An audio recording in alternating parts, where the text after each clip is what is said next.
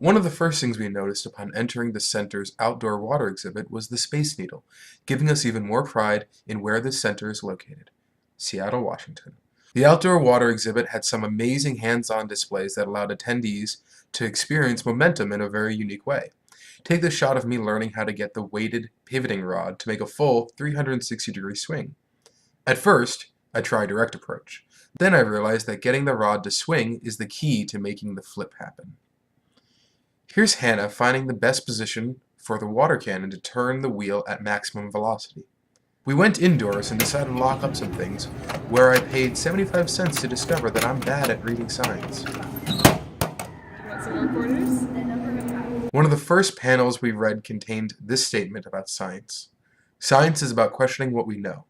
It set the pace for the entire day, opening our minds and questioning our experiences in preparation of true learning.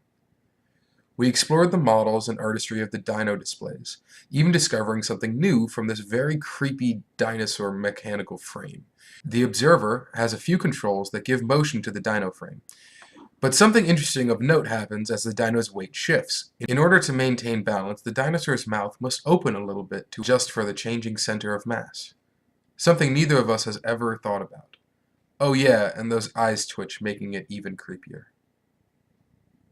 You might look at this footprint and think giant dinosaur, but we were just as surprised as you to learn it's actually... We learned what our weights would be on other planets, including the Sun. Want to know how many Earths can fit into our Sun? Well, those big spheres represent multiple Jupiters, and the small blue dots represent our planet. That's a lot of Earths. Ever wonder what our constellations look like to other planets? This model demonstrates what a certain large water ladle constellation looks like from one rotating plane. This rather boring hunk of iron is actually one of the coolest things I've ever held in my hands. A real meteorite. By the way, it was super heavy. We visited these adorable naked blind rodents crawling around their enclosures. In case you didn't know about the naked mole rat's teeth, here's a shot of what they do to concrete. That is what it originally looked like. This funky looking amphibian is called the axolotl. It is native to only 2 lakes in South America and has some amazing genetic properties. Essentially, they never grow up. That is to say that they are always in their tadpole stage. They never go through metamorphosis. These are the adults feeding, and those wavy tentacle-like things around their necks are their gills.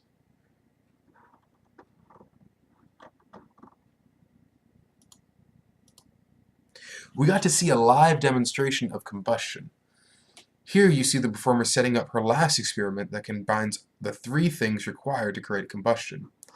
Trust me, it was her biggest demonstration yet, and instead of trying to explain the whole thing, I'm just going to let her explain it. Hold on. Wait a second. How many have we been counting to? 3. How many greens do we have? 3. So instead of saying 3, 2, 1, can we say fuel, heat, oxygen together? Let's try it out. Fuel, heat, oxygen. Alright, without further ado. It's time. Come on, buds. Over on this side. Let's do it! Can you see the balloon? Make Make sure you can see the balloon. Come on, fighter.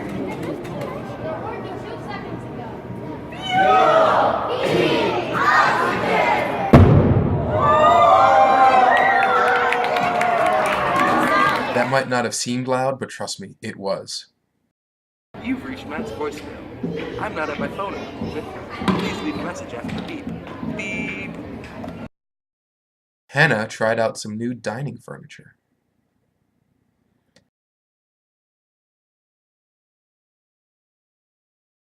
And we touched things in the touch tank. I love sea anemones.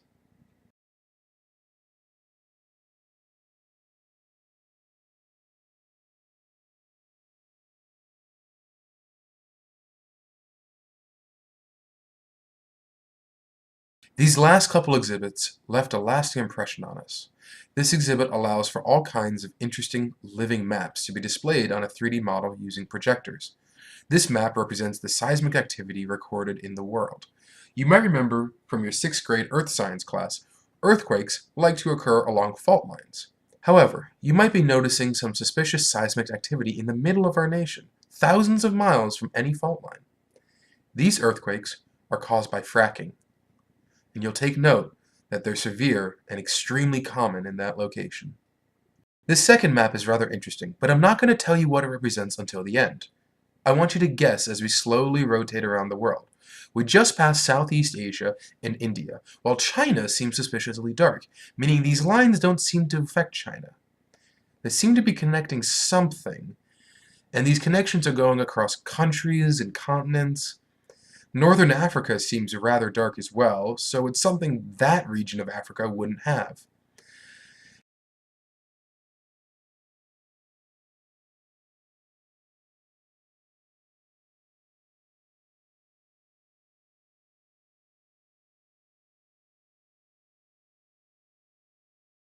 It connects Europe and North America as well.